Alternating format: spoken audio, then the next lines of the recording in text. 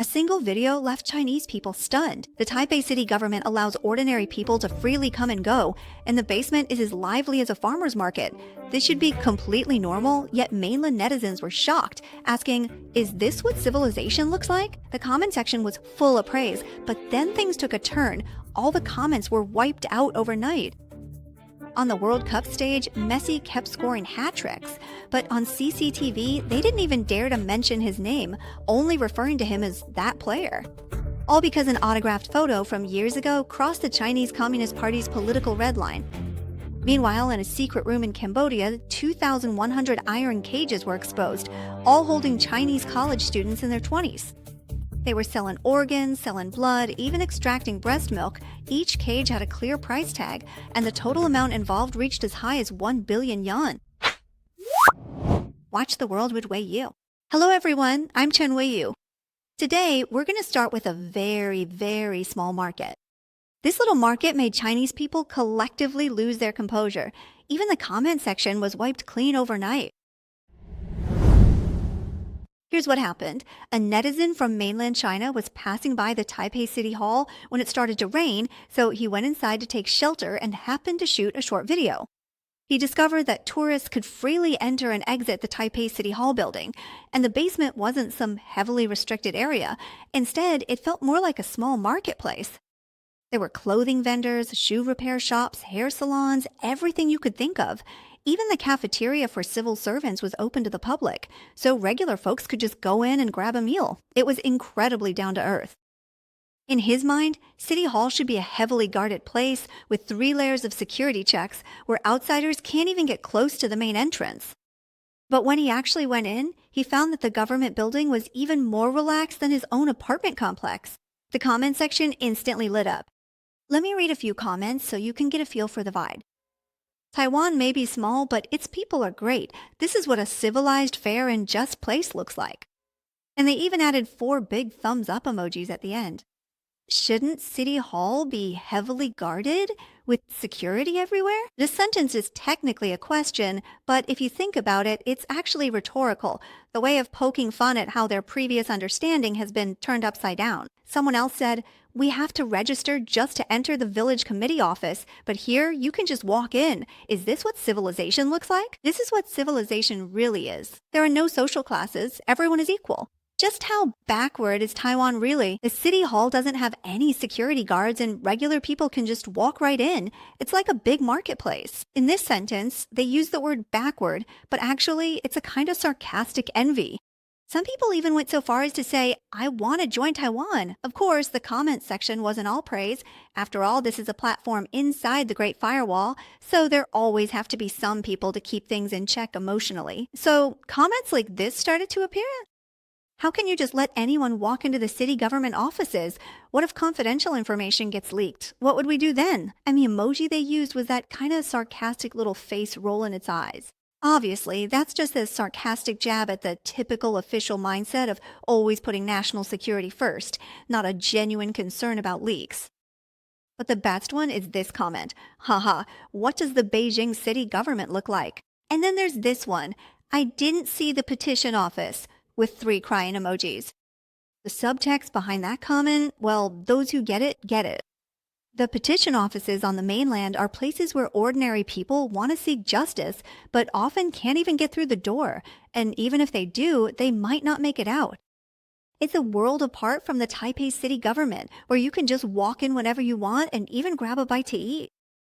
Someone else said, "I heard the Kuomintang lives off the people and oppresses them, but what you hear isn't always true." That comment sounds casual and light, but it actually packs a serious punch. Years of anti-Taiwan propaganda narratives were instantly shattered by the reality shown in a casually filmed city government food tour video. But seeing Chinese people get so triggered, these comments also became risky. Sure enough, as the screenshots show, not long after the video went viral, the comment section was already wiped clean. Why was it cleared out? Everyone knows it's because their fragile egos were shattered. So you see, in the context inside the Great Firewall, the threshold for the word civilization is so low that it basically comes down to whether I can freely enter and exit a government building or just have a meal inside. That's not asking for much, right? Unfortunately for the land of the rushes, even that is just a pipe dream. And honestly, this is just a very, very small angle of comparison. If we take a look at the economic situations on both sides, it might make even more Chinese people feel triggered. Fair's Keng Mingxin, National Development Council Chairman Ye Chunxian, and Chinese National Association of Industry and Commerce Chairman Wu Tengmian all said in unison that this year, Taiwan's economic growth rate is expected to surpass 10%. Ye Xian gave four reasons. First, last year's consumption base was low, so this year there is more room for growth.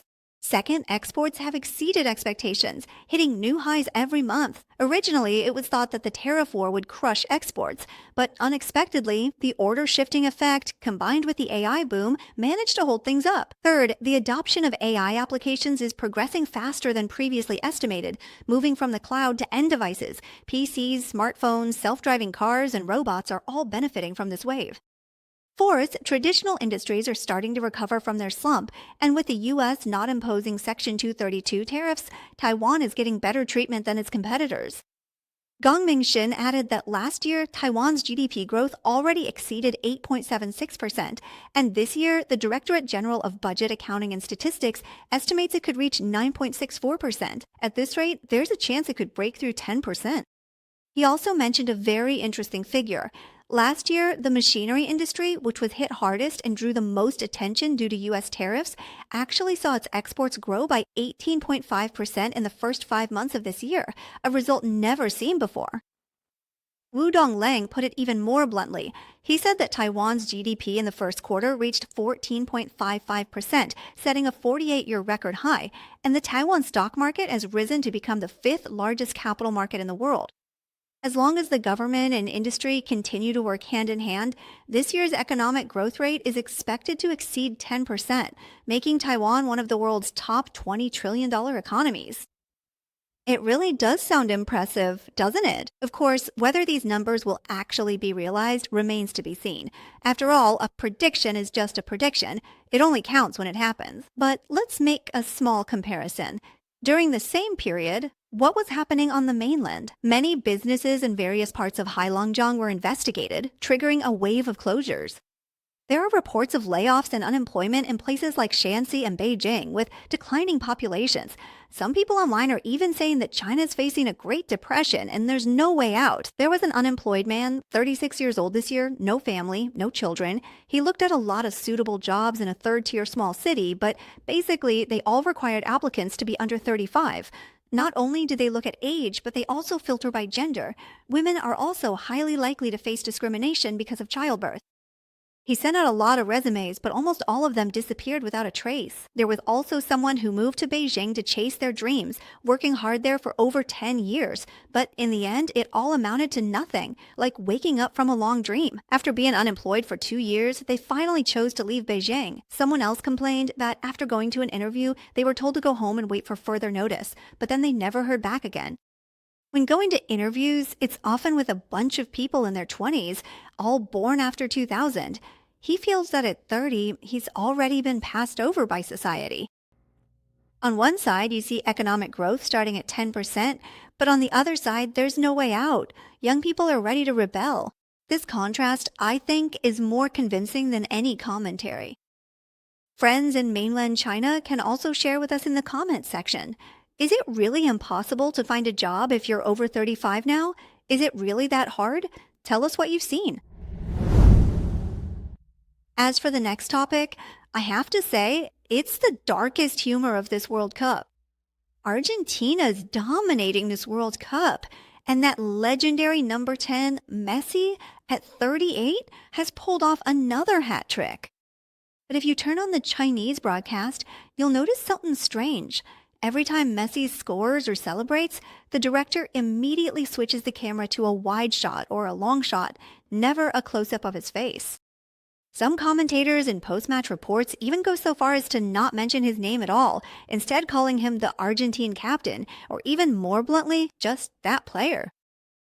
One of the greatest football stars in history is, in the Chinese broadcast, literally downgraded to someone whose name can't even be mentioned. Why is this happening? A lot of people's first reaction is to think of the 2024 Hong Kong no-show incident. Messi traveled with the team to play a friendly match in Hong Kong, but sat on the bench the entire game, refused to accept the award, and was caught on camera deliberately avoiding shaking hands with officials. But just a few days later, he was all smiles as he came on as a substitute in a match in Japan. This scene was interpreted as a deliberate insult to China, completely igniting the emotions of both officials and netizens. But that's not the whole story. What really made Messi cross the line was something that happened even earlier.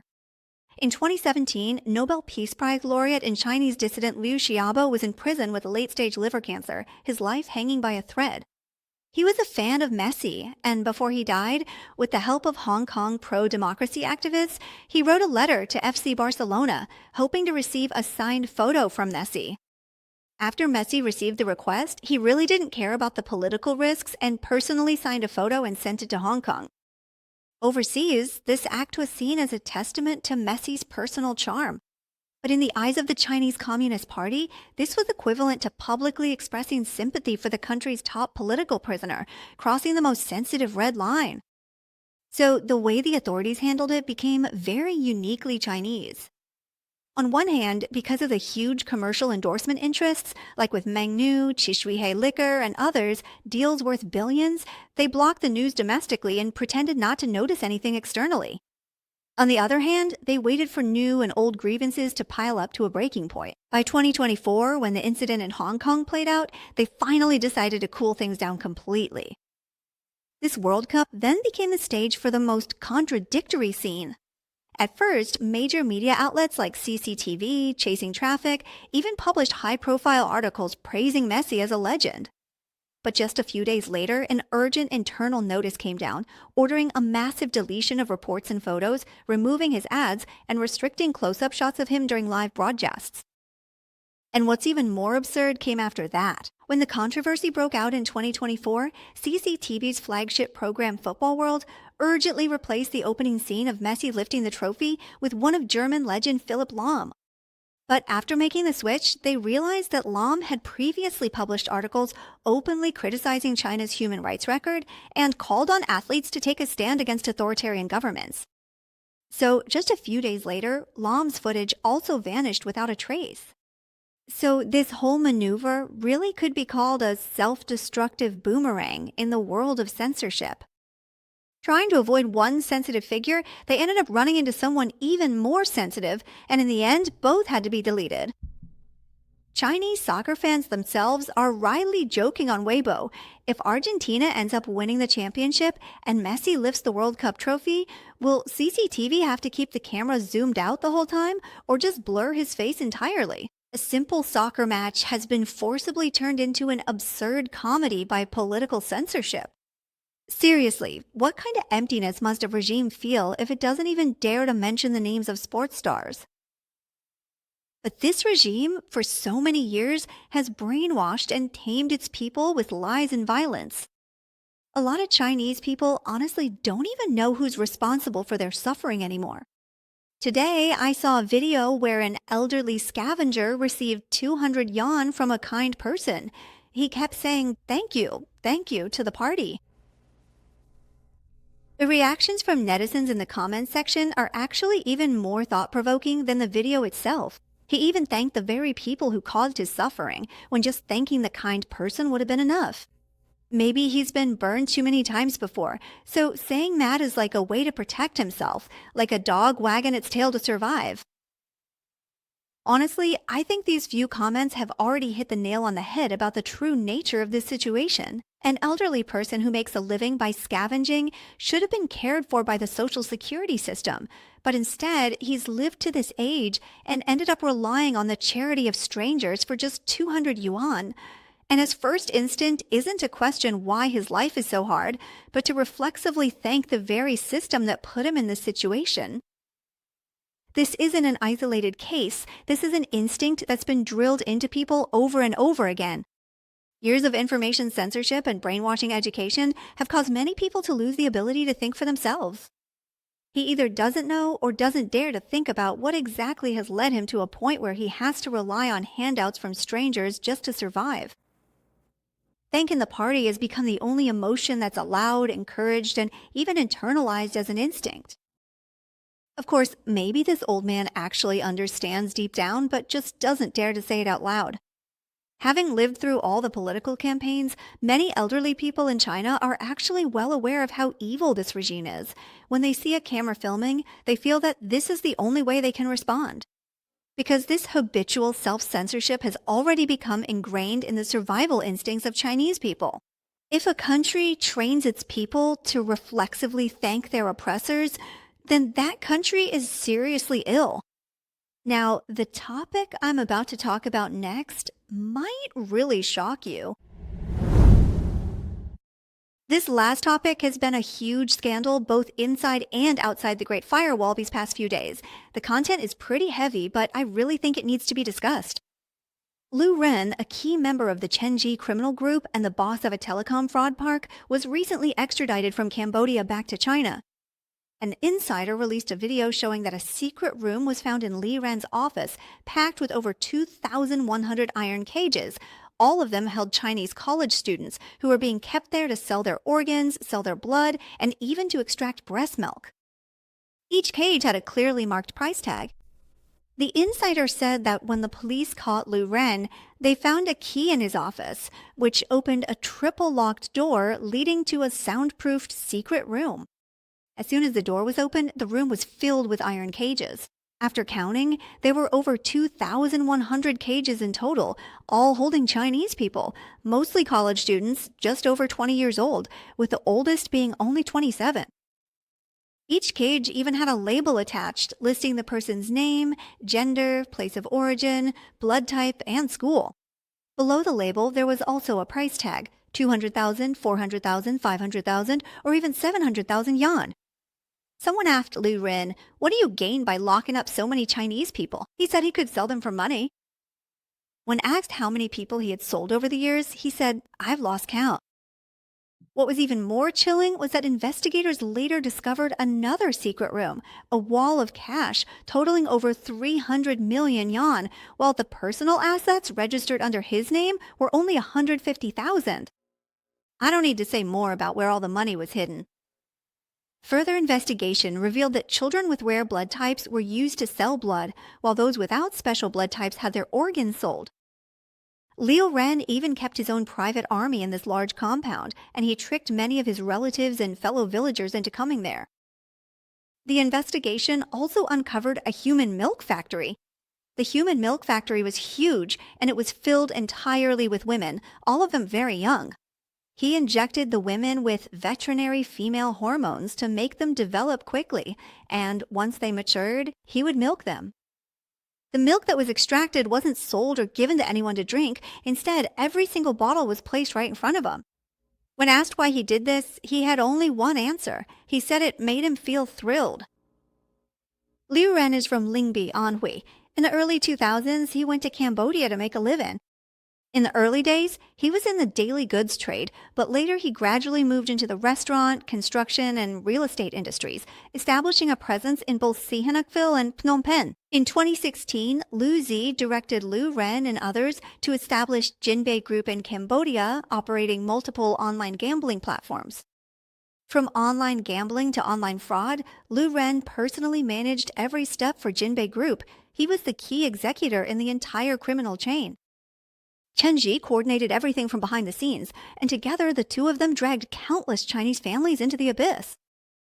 The Jinbei No. 3 compound controlled by Lu Ren is one of the largest living hells in Cambodia, one of the most notorious, strictly controlled, and deadliest compounds in the country. The more than 2,100 deaf people we mentioned earlier all came from here. However, Lu Ren's public persona in the Cambodian Chinese community is actually quite glamorous. He served as the president of the Cambodia Anhui General Chamber of Commerce for 11 years, is a specially invited member of the Anhui Provincial Political Consultative Conference, and holds 19 physical companies. In Phnom Penh, he owns landmark businesses like the Huangshan International Building and Huangshan Hotel, making him a prominent figure in the area. He has packaged himself as a patriotic overseas Chinese leader and a caring entrepreneur, donating money and goods to his hometown, supporting education, and helping fellow countrymen. Just look at how big this contrast is. From this information, you can deduce that the reason Lu Ren can operate in both legal and illegal circles is because he has the government as his backing. Even the name Prince Group hints at a powerful background. Anyone who's truly clear-headed knows that without the support of Chinese Communist Party officials, he couldn't have gotten this big. The CCP's auxiliary party is Lu Ren's accomplice, with the United Front Work Department and the Ministry of State Security behind them. He's just a disposable pawn, a white glove agent they can throw away at any time. So far, investigations have found that the total amount involved in Lu Ren's case is 1.1 billion RMB. He has been found guilty of telecom fraud, human trafficking, child trafficking, and organ trafficking. And behind Lu Ren is an even bigger player, the Prince Group. The U.S. Department of the Treasury has already designated it as a transnational criminal organization, and its founder, Chen Ji, has been charged with running a massive network of fraud schemes. The U.S. Department of Justice has seized more than 120,000 bitcoins under Chen Zi's name, and British authorities have also frozen his real estate assets in London. Chen Zi was extradited back to China for trial this April. I believe the truth behind all this is even more terrifying than we can imagine. There's nothing the Communist Party can't do, only things you haven't thought of yet. Only by seeing the Chinese Communist Party's true colors and not believing their lies can we have the best chance of protecting ourselves and our families. Whether you're living in mainland China and want to break free from the Communist Party's oppression, or you're overseas fighting to protect your hard-won freedom, you must understand the history of the Communist Party, as well as its way of thinking and operating, in order to find the best strategies to defeat it. This expanded edition of The Naked Communist can help you with that. This is a classic work that exposes all of the Communist Party's disguises and lies. The English version is the result of years of dedicated research by renowned American scholar W. Cleon Skousen. It was highly praised by President Reagan and hailed by the CIA as the Bible of the Cold War. This latest expanded Chinese edition was supplemented by veteran journalist Fang Wei, who added details about how the Soviet Union collapsed and the complete history of the Chinese Communist Party from its founding to the present. Through fascinating historical stories, he shows you how the Communist Party deceives and harms people, the evil tricks it uses, and how you can counter each move to subdue the CCP, this evil dragon. So, this set of books can truly be called the 18 Dragon Subduing Palms. After reading it, you'll become the Guojing of the anti-communist battlefield. That's why I strongly recommend you purchase this set of books. We'll put the purchase link in the description below the video. Just enter my promo code YU to enjoy a 10% discount. There are Chinese and English versions available as physical books, audiobooks, and ebooks for you to choose from. If you buy the audiobook, it makes it easy for you to listen while driving, taking the bus, working out, or doing housework. Plus, no matter which version you purchase, you'll also get a complimentary set of the 9 commentaries on the Communist Party audiobook. All right, that's all for today. See you next time.